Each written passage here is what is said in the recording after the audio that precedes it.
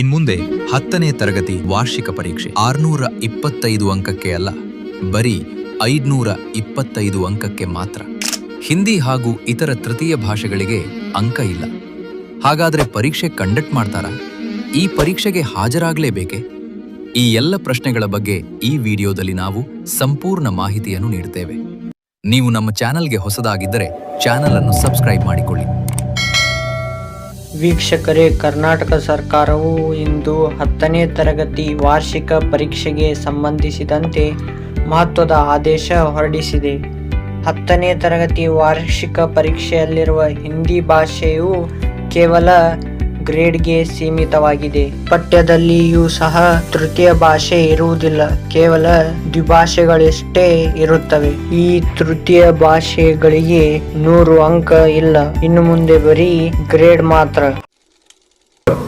ನಾವು ಮುಂದೆ ಚೇಂಜ್ ಮಾಡ್ತೀವಿ, ಯಾಕೆಂದ್ರೆ ಇದು ಪಾಲಿಸಿ ಬರಬೇಕಾಗುತ್ತೆ.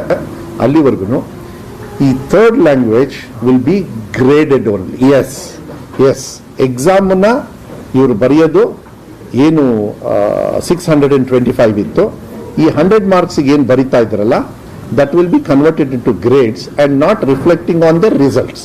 525, ಬಟ್ ಇದು ರಿಫ್ಲೆಕ್ಟ್ ಆಗುತ್ತೆ ಗ್ರೇಡ್.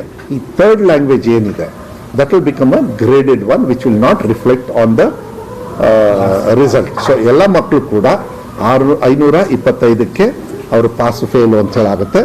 ಬಟ್ ಗ್ರೇಡಿಂಗು ಅವರಿಗೆ ABCD ವರ್ಗೂ ಕೊಡ್ತಾರೆ, ಏನೋ ಗೊತ್ತಿಲ್ಲ, ಮೋಸ್ಟ್ಲಿ D ವರ್ಗು ಅಂತ ಹೇಳಿದ್ದಾರೆ. ಅದನ್ನ ಅಫಿಷಿಯಲ್ ಆರ್ಡರ್ನ ಐದರ್ ಇವತ್ತು ಸಾಯಂಕಾಲ ಇಲ್ಲ 31ನೇ ತಾರೀಕು ಒಳಗೆ, ಯಾಕೆಂದ್ರೆ ನಾಳೆ ನಾಡ್ದು ಎಲ್ಲ ರಜಾ ಇರೋದ್ರಿಂದ ಅಫಿಷಿಯಲ್ ಆಗಿ ಅದನ್ನ ನಾನು ಮಾನ್ಯ ಮುಖ್ಯಮಂತ್ರಿಗಳಿಗೆ ಮಾತಾಡಬೇಕಾಗಿತ್ತು. ಹಾಗಿದ್ದರೆ ಈ ಪರೀಕ್ಷೆಗಳನ್ನು ಕಂಡಕ್ಟ್ ಮಾಡುತ್ತಾರಾ?